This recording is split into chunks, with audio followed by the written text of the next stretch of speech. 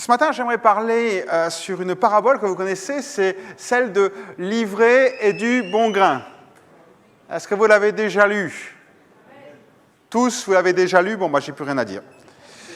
On va vous laisser. On a intitulé la prédication de ce matin « Soyons différents ».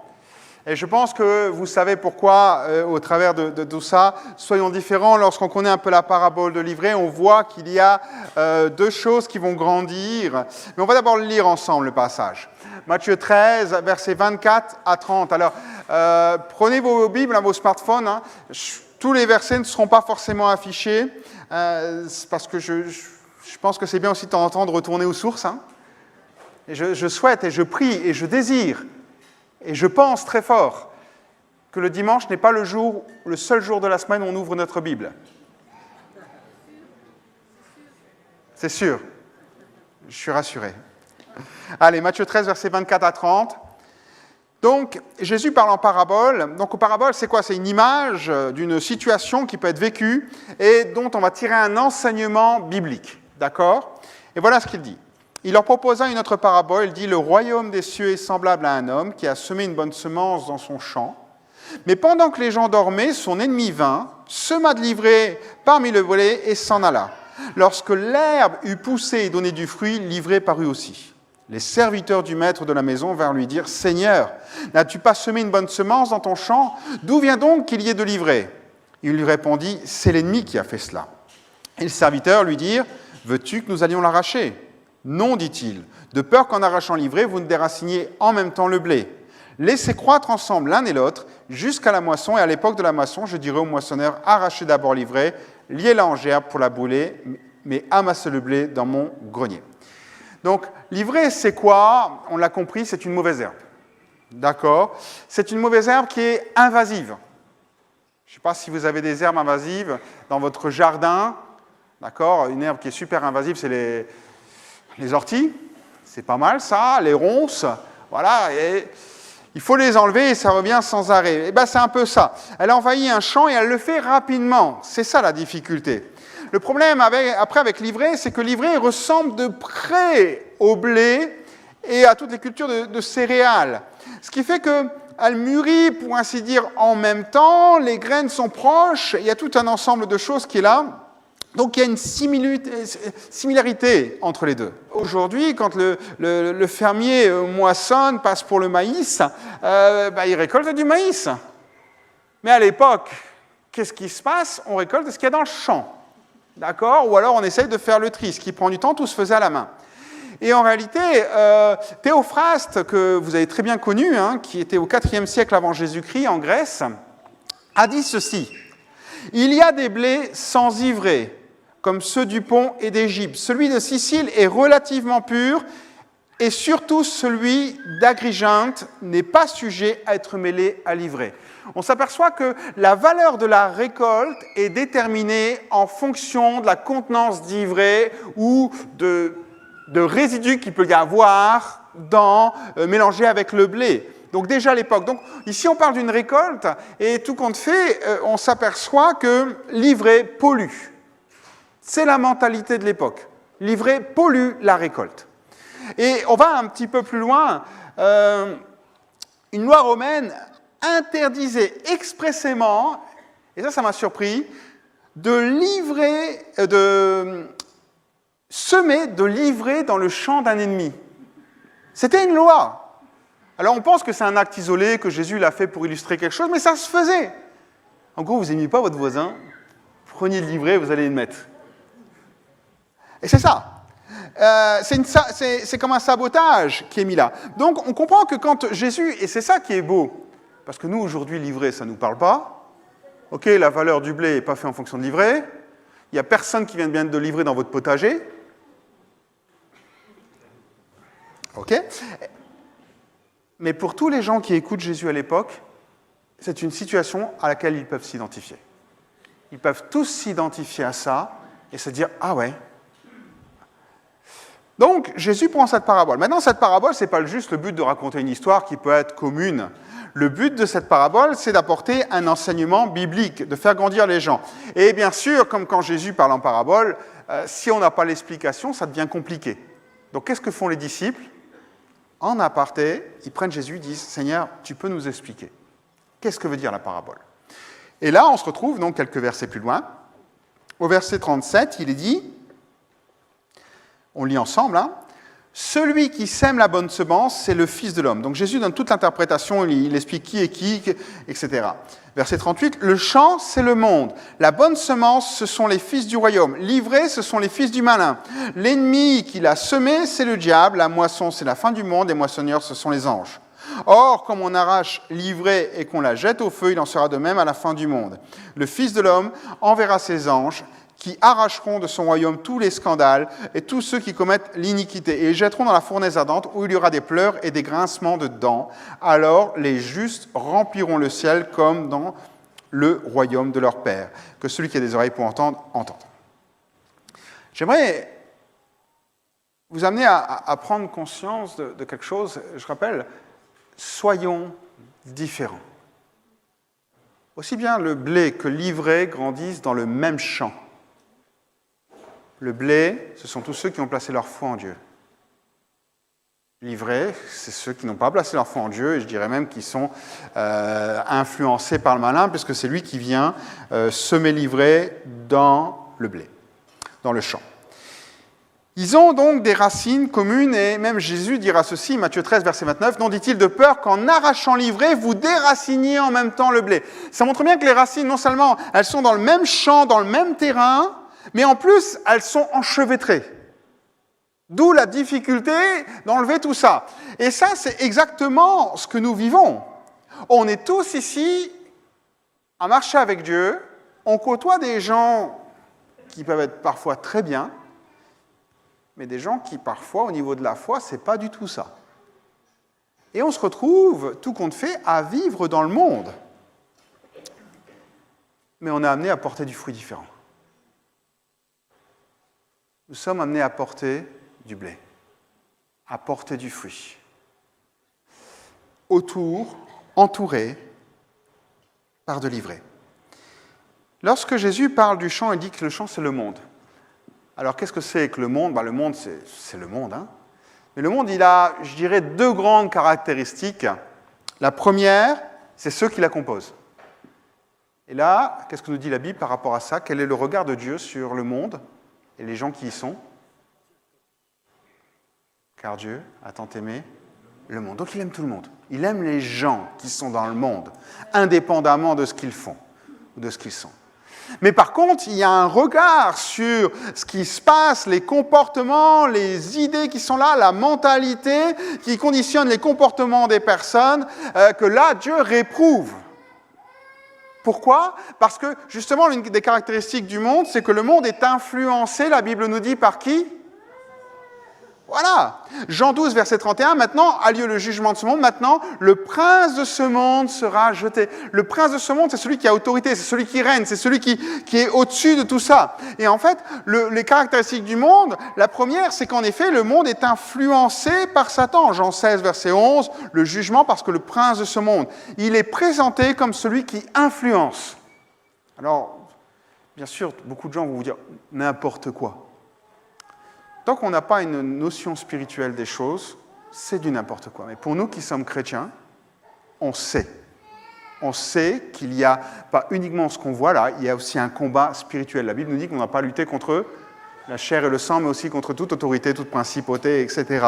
Donc, on a cette notion où Satan vient influencer le monde, et en même temps, lorsqu'il influence, c'est un verset qui me parle, Jean 10, 10, où il a dit, il vient pour détruire, tuer, égorger. Non pas physiquement, mais il y a des couples qui sont détruits, il y a des familles qui sont détruites, il y a des gens qui sont effondrés à l'intérieur, émotionnellement ou autre. Et tout compte fait, on voit que l'influence est là, on voit dans la manière dont les choses se font, et on va y revenir ensemble. Mais voilà, l'une des caractéristiques du monde, c'est que c'est Satan qui règne, qui influence tout ce qu'il y a autour. Je rappelle pourquoi on dit ça? Parce qu'on est dans ce champ-là. Être dans ce champ-là et devoir porter du fruit différent. C'est là toute la difficulté du chrétien. Ensuite, le monde, qu'est-ce qu'il fait? Il favorise notre nature humaine. C'est-à-dire que quand on est là, c'est simple, hein, vous regardez la télévision, regardez dehors, vous voyez, on fait ce qu'on a envie. Si vous avez envie de faire quelque chose, vous le faites. Hein. De plus en plus, l'être humain va dans son sens et définit ce qui est bien, ce qu'il veut faire, etc. Donc ça favorise la nature humaine. 1 Jean, chapitre 2, verset 16, il est dit « Car tout ce qui est dans le monde, la convoitise de la chair, la convoitise des yeux et l'orgueil de la vie, ne vient point du Père, mais vient du monde. » Donc ça favorise tout ce qui est l'égoïsme, tout ce qui est l'orgueil, tout ce qui est centré autour de nous. Et qui nous dit « Waouh, je peux faire ce que je veux ». Et tout doucement, on s'aperçoit que les gens font plein de choses, mais centrés sur eux. Et moi, je trouve ça surprenant qu'aujourd'hui, on doit presque inventer des lois pour penser aux autres. Je disais, non-assistance à personne en danger, c'est une loi. Mais pourquoi on doit mettre une loi ? Ça devrait paraître tellement évident que si quelqu'un est en danger, qu'on l'aide. A-t-on besoin d'avoir une loi au-dessus de nos têtes pour nous dire « Tu le fais, sinon tu es puni » ? Donc, il y a des choses qui sont là. Éphésiens 2, verset 2, Paul dira ceci. « Quant à vous, vous étiez morts du fait de vos fautes, des péchés auxquels vous adonniez autrefois sous l'empire de ce monde.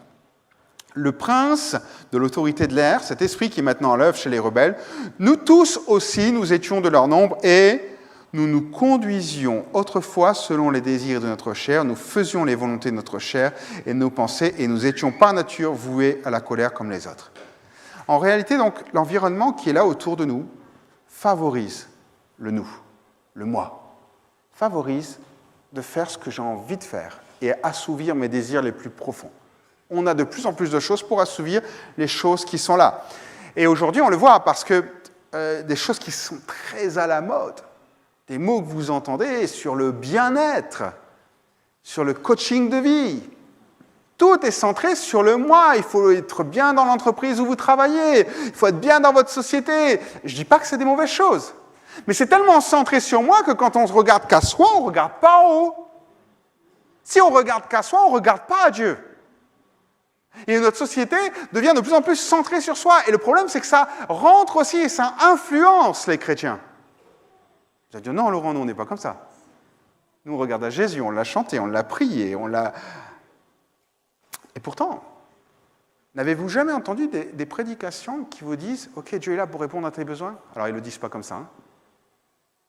Mais combien de fois on se rend compte que quand dans certains enseignements, que l'Évangile est là pour répondre aux besoins de l'être humain. Répondre aux besoins de ta santé, répondre aux besoins de ta prospérité, te bénir d'une manière ou d'une autre, te donner une autorité sur les choses. Et alors vous allez dire, mais c'est biblique. Dans une certaine mesure, c'est biblique. Mais tout ce que je vous dis là, si vous enlevez la croix, ce n'est plus biblique. Si l'Évangile est là pour servir l'homme, on a un problème. Parce que ce n'est pas l'Évangile qui vient servir l'homme, c'est l'homme qui sert l'Évangile. Et malheureusement, notre société nous impacte comme ça à devoir trouver un bonheur, presque comme s'il y avait un tapis rouge quand tu étais chrétien. Tu deviens chrétien, tu vas voir, il y a plein de choses qui vont se passer qui vont être géniales. On sait tous que ce n'est pas vrai. On sait tous que ce n'est pas vrai. Ce n'est pas que Dieu ne nous aime pas, mais il y a d'autres choses. On le voit beaucoup, hein, ce type d'évangile, on le sait, ça porte un nom, c'est l'évangile de prospérité que je dénonce là. Hein. Mais il y a différents degrés, il y a différentes notions de l'évangile de prospérité qui sont là. Mais l'évangile, ça ne nous invite pas à mettre l'homme, l'être humain au centre de nos vies, ça invite à nous mettre Jésus au centre de nos vies. On est tourné vers Jésus et on le sert lui, sans contrepartie. Il n'est pas dans l'obligation de nous bénir en retour. Sinon, on est un mercenaire. On offre quelque chose à quelqu'un en attendant qu'il nous paye en retour. Donc on n'offre pas vraiment en fait. On loue des services. C'est une notion tout à fait différente. Une autre caractéristique du monde, c'est qu'on vit tous les mêmes problèmes. Que vous marchiez avec Dieu ou que vous ne marchiez pas avec Dieu, vous vivez les mêmes problèmes. Matthieu 5, verset 45, « Car Dieu fait lever de son soleil sur les mauvais et sur les bons. Il fait pleuvoir sur les justes et sur les injustes. » On a tous les mêmes problèmes. La seule différence, et je le dis souvent, c'est que nous, quand on a un problème, on peut saisir la main de Dieu. il est fidèle, il est là, il nous accompagne pour traverser le problème. Quand on n'a pas Dieu, on le traverse avec ceux qui sont autour de nous, dans la mesure du possible, ou bien seul parfois. Donc vous comprenez que tout compte fait, le champ qui est là, le monde qui est là, ces trois caractéristiques influencées par Satan qui permet vraiment à la chair de se développer et où on vit les mêmes choses que tout le monde. Ça, c'est ce qu'on appellera le champ. Maintenant, il y a autre chose. Comment rester différent, frères et sœurs? Comment rester différent quand on vit les mêmes choses que tout le monde?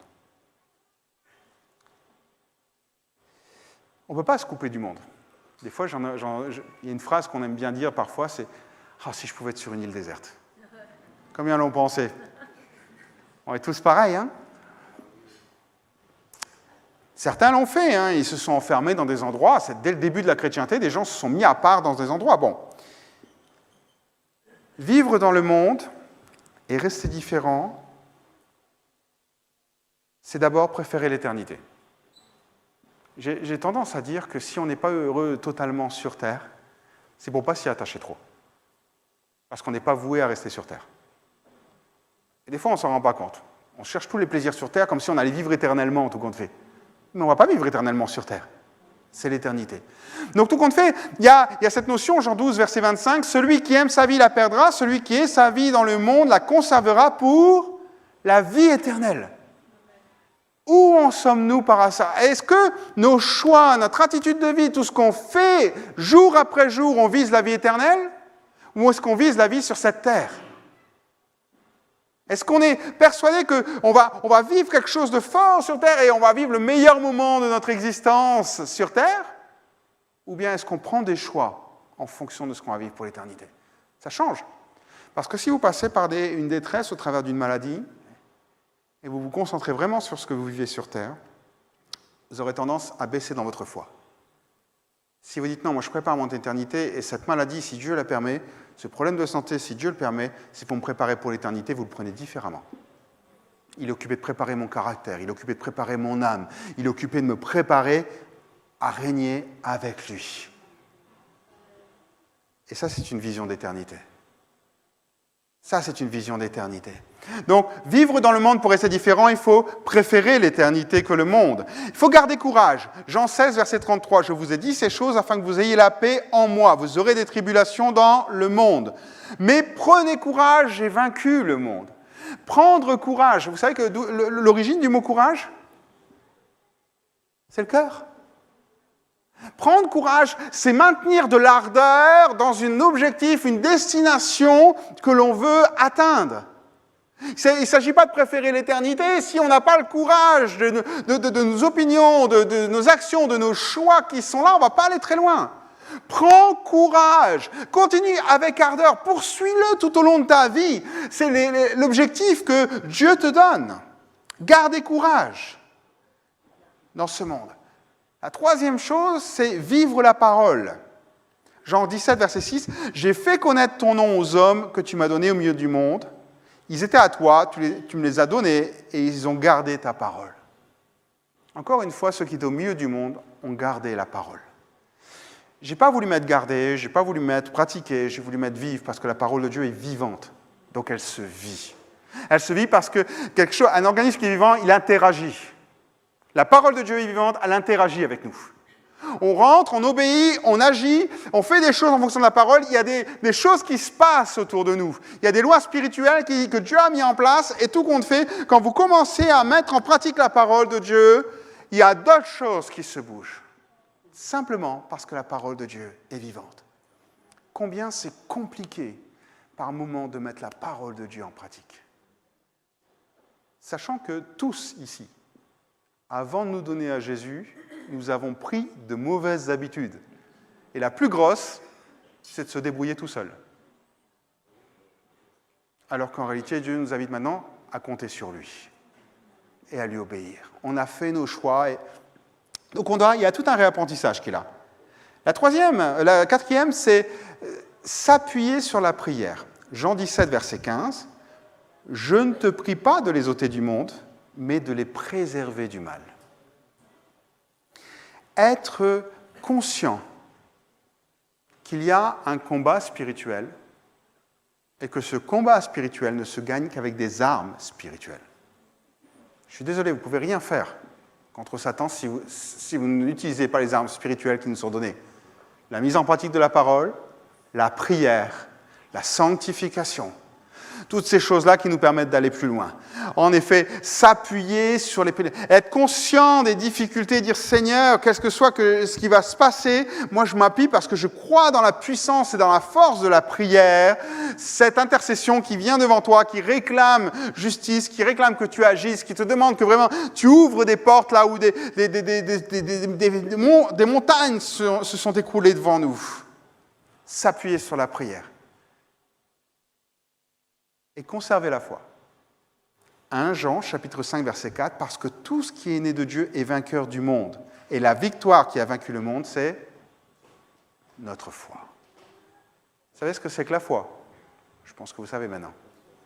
C'est avoir confiance en Dieu, plus que dans ce que l'on voit en face de nous.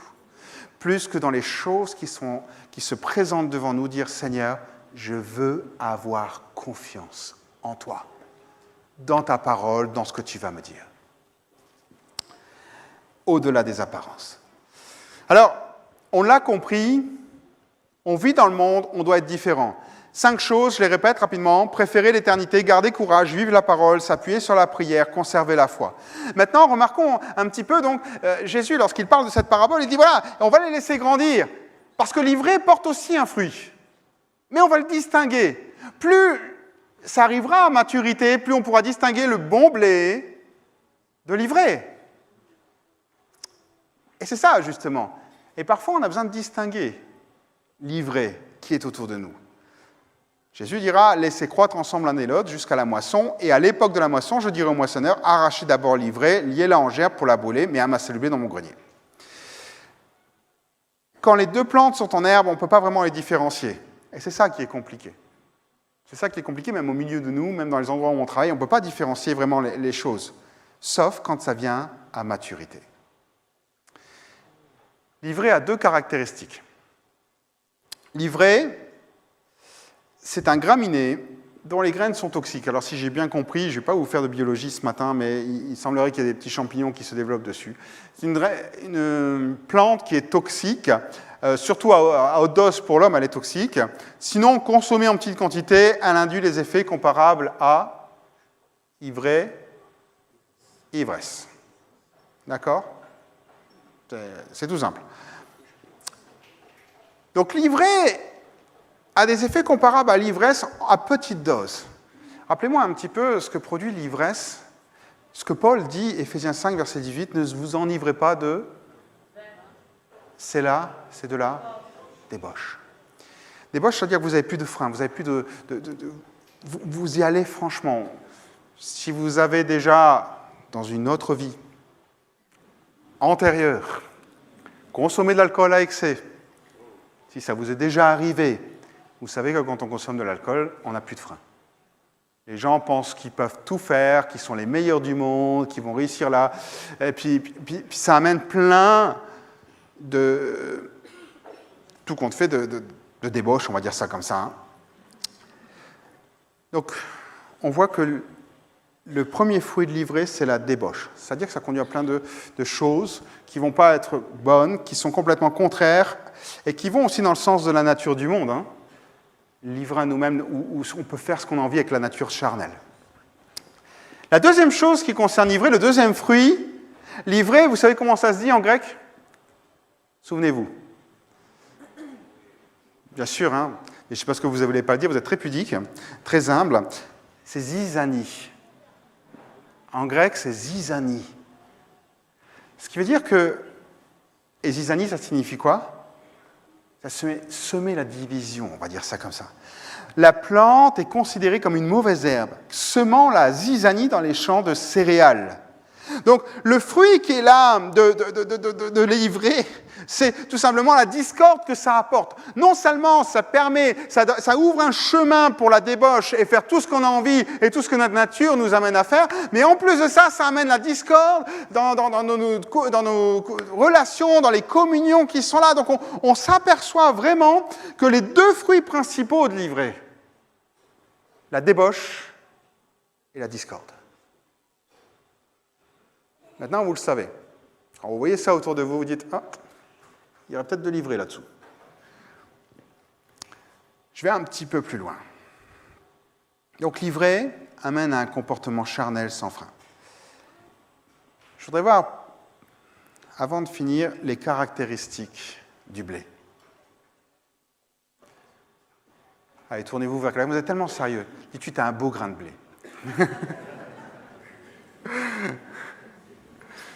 Je vous vois attentif là. La Bible dit qu'on reconnaît un arbre à son fruit. Luc 6, verset 43-44, il est dit « Ce n'est pas un bon arbre qui porte du mauvais fruit, ni un mauvais arbre qui porte du bon fruit, car chaque arbre se connaît à son fruit. On ne cueille pas des figues sur des épines et on ne vendange pas des raisins sur des ronces. » Donc il y a des caractéristiques aussi. On a vu les caractéristiques de l'ivraie, vous pouvez maintenant l'identifier. Vous savez que l'ivraie se développe aussi dans le monde, mais que nous, on est appelés à être des grains de blé. D'accord ? Et à porter du fruit. Donc, quelle est la caractéristique du grain de blé ? La première chose, c'est qu'il donne beaucoup de fruits. Matthieu 13, verset 8, « Une autre partie tomba dans la terre, elle donna du fruit, un grain 100, un autre 60, un autre 30. » La première caractéristique du blé, c'est qu'il donne plus de fruits qu'il ne peut imaginer. J'ai envie de vous dire, vous n'imaginez pas, quand vous marchez avec Dieu, les conséquences qu'il peut y avoir autour de vous. Est-ce que vous imaginez... Je vais prendre un truc bête, que Pierre, lorsqu'il prêchait à la Pentecôte, 3000 personnes sont là, c'est le fruit visible. Mais 2000 ans après, c'est des milliards de personnes qui se sont converties suite à tous ceux qui ont été touchés à l'Évangile ce jour-là, et qui en ont touché d'autres et touché d'autres. On porte un fruit qu'on ne peut pas mesurer. Vous prenez une décision, vous décidez de vous mettre en prière, vous servez le Seigneur dans une activité ou une autre, il y a un fruit qui va vous dépasser. Un fruit dont vous ne pouvez même pas imaginer ce qui va se passer parce qu'il va y avoir des répercussions. Vous allez en produire 30, vous allez en produire 60, vous allez en produire 100. Et je suis désolé de vous dire ça, vous ne le serez même pas sur terre. Peut-être qu'il y a qu'au ciel que Dieu vous dira, mais regarde, tu as fait cette petite chose, tu pensais que c'était insignifiant, mais regarde les répercussions que ça a eues sur les années suivantes, sur les personnes que tu as touchées. Tu as donné un don ce jour-là qui a béni une personne, qui a pu revenir à la foi, qui a été touché, qui a évangélisé un tel, qui est devenu prédicateur ou je ne sais quoi. Les fruits sont énormes parce que les fruits ont une portée éternelle. Parce que les fruits sont conduits par le Saint-Esprit. Parce que c'est Dieu qui est à l'origine et lui, il maîtrise toutes choses. Ce ne sont pas des fruits humains, ce sont des fruits divins. Donc un grain de blé porte beaucoup de fruits. Alors l'une des caractéristiques aussi du grain de blé, celle-là on l'aime moins, c'est qu'il doit mourir pour donner du fruit. Voilà, chant vaut Amen, vaut Alléluia. Jean 12, verset 24.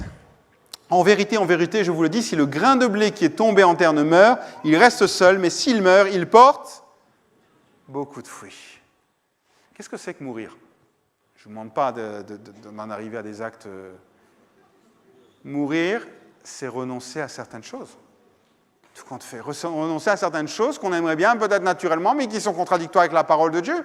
C'est le matin, quand vous vous levez, que vous êtes très fatigué, vous dites « Oh non, Seigneur, je vais encore, mon lit m'appelle, je reste dormir encore un petit peu. » Alors que Dieu dit « Moi, j'aimerais bien que tu viennes prier, parce que tu as des combats à gagner là.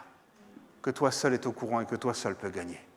J'aimerais que tu prennes plus de temps dans ma présence, à lire ma parole, ou à t'investir, parce qu'il y a des choses qui se passent. Ah mais Seigneur, il y a ça, je fais telle activité, je fais telle chose, je fais... Meurs à ça. Meurs pas physiquement, mais meurs à certaines choses je vais le dire brutalement, excusez-moi, que tu n'emmèneras pas dans l'éternité. Meurs à des choses qui, tout compte fait, sont vaines sur terre, mais qui portent du fruit pour l'éternité. Meurs à certaines choses pour produire du fruit. Un grain de blé est consacré. Romains 6, versets 21-22. Quels fruits portiez-vous alors ? Des fruits dont vous rougissez aujourd'hui. Car la fin de ces choses, c'est la mort. Mais maintenant, étant affranchis du péché, devenus esclaves de Dieu, vous avez pour fruit la sainteté et pour fin la vie éternelle. Est-ce qu'on peut ensemble réaliser que nous sommes consacrés ? C'est-à-dire que nous ne nous appartenons plus. À partir du moment où nous avons accepté Jésus-Christ dans notre cœur, nous ne nous appartenons plus. Nous sommes consacrés pour lui. Nous lui offrons ce que nous sommes. Nous lui offrons nos vies. C'est ça, être consacré. On réalise que notre vie ne nous appartient pas. Et le grain de blé réalise que sa vie ne lui appartient pas. Alors il l'offre à Dieu. Il en prend conscience. Il dit, Seigneur, il y a des choses qui sont pas bonnes. Moi, je veux me consacrer à toi. Je veux m'offrir à toi. Je veux donner mon temps. Qu'est-ce que c'est? La moyenne d'âge, c'est quoi? C'est 80, 85 ans? Qu'est-ce que c'est 80, 85 ans dans une éternité? Soyons honnêtes. C'est sur Terre qu'on prépare notre éternité. Dans l'éternité, ce sera trop tard. Tout sera fini. Tout sera bouclé. À nous de dire, Seigneur, je te suis consacré. Que j'ai 15 ans, ou j'en ai 80, on a fêté des 94 ans cette semaine aux aînés. 94 ans, je suis consacré. Ma vie, elle est pour toi. Amen. On se reposera dans l'éternité, peut-être. Un grain de blé, une autre caractéristique, et la dernière caractéristique, c'est qu'il reflète le caractère de Jésus. Tout compte fait, chacun d'entre nous, lorsque on pratique, on fait les choses, on doit refléter le caractère de Jésus. Pourquoi? Parce que c'est le fruit de l'esprit. Et qu'est-ce que c'est que le fruit de l'esprit? L'amour, la joie, la paix, la patience, la bonté, la bénignité, la bienveillance, la fidélité, la douceur, la tempérance. Refléter le caractère de Jésus. Maintenant que je vous ai dit tout ça, combien c'est compliqué. Quand on vit dans le monde, qu'on plonge nos racines dans le même endroit que l'ivraie, qu'on peut être étouffé par l'ivraie, c'est-à-dire les discordes et la débauche qui est là, dans un endroit où, tout compte fait, la nature charnelle est favorisée, et dire, Seigneur, moi je veux être différent. Je veux être différent, je suis dans mon entreprise, il y a 50, 100 personnes, il n'y en a aucune qui est chrétienne, mais moi je veux être différent. Là, ce n'est pas 100 grains de blé et un grain d'ivraie, c'est un grain de blé et 100 grains d'ivraie. Et là, ça devient compliqué. Ça devient compliqué. Je voudrais conclure avec vous. On est appelé à vivre différemment. Et à chacun d'entre nous qui sommes là,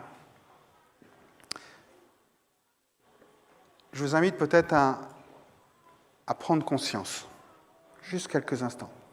Est-ce qu'on peut, je ne vais pas faire d'appel, mais j'aimerais qu'on puisse peut-être réaliser ces choses-là et vraiment les méditer. Je vais juste te dire, vous pouvez fermer les yeux, vous pouvez déjà vous mettre devant le Seigneur, je vais parler, je vais amener 2-3 choses, et après, à la fin, je vais prier, on va chanter un chant, mais je ne vais pas faire d'appel debout, à main levée ou quoi que ce soit, mais je voudrais vraiment que vous réfléchissiez à tout ça. Aujourd'hui, est-ce que tu n'as pas besoin de faire des resets dans ta vie spirituelle? Est-ce que tes choix sont déterminés par ta vie éternelle? Ou bien est-ce que tu détermines sur ton confort de tous les jours? Est-ce que tu gardes les mêmes ardeurs, le même zèle pour atteindre les objectifs? Est-ce que tu vis la parole?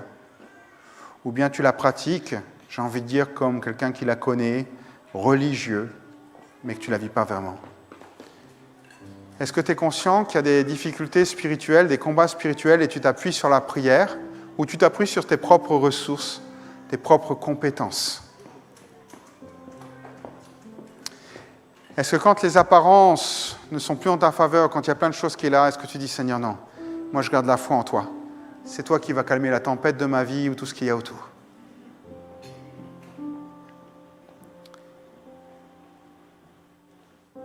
Paul dira ceci. Philippiens 4, verset 17. Ce n'est pas que je recherche les dons, mais je recherche le fruit qui abonde pour votre compte. Où en est ta recherche du fruit dans ta vie? Ce n'est pas quelque chose qui va te tomber tout cuit, excusez-moi l'expression. C'est quelque chose qu'on recherche, c'est quelque chose qu'on aspire, c'est quelque chose pour lequel on travaille, on se fait violence, on va renoncer à soi, on va prendre conscience de certaines choses, on va s'abandonner à Dieu. C'est quelque chose où on dit, Seigneur, je veux plus. et je le recherche. C'est quelque chose, j'ai envie de dire, où on n'est jamais arrivé à terme. Il y a toujours plus. Alors ce matin, peu importe l'endroit dans lequel tu évolues, peu importe tes collègues de boulot, peu importe ta famille, peu importe tes voisins, peu importe les gens que tu côtoies dans les activités qui sont là, toi, tu recherches le fruit. Toi, tu es ce grain qui va multiplier l'œuvre de Dieu. Et tu vas puiser tes forces en lui. Seigneur, ce matin, on se tourne ensemble devant toi. Je sais que plusieurs parmi nous sont peut-être découragés, fatigués. Plusieurs sont peut-être même déboussolés, Seigneur mon Dieu. C'est vrai, Seigneur, ce qu'on entend à la télévision, aux informations, peut nous décourager. Ce que l'on voit autour de nous et les choses qu'on peut dire sur nous peuvent être, Seigneur, déstabilisantes, blessantes. Mais Seigneur, ce matin, quelles que soient les choses, quel que soit ce que nous vivons, quelles que soient les tribulations, les épreuves que nous rencontrons, nous déclarons, Seigneur, que nous voulons être le bon grain. Nous voulons être le blé qui va porter du fruit. Nous voulons être le blé dont tu vas être fier dans le champ que tu as semé, Seigneur. Nous voulons être, Seigneur, ceux que tu vas utiliser pour ton royaume.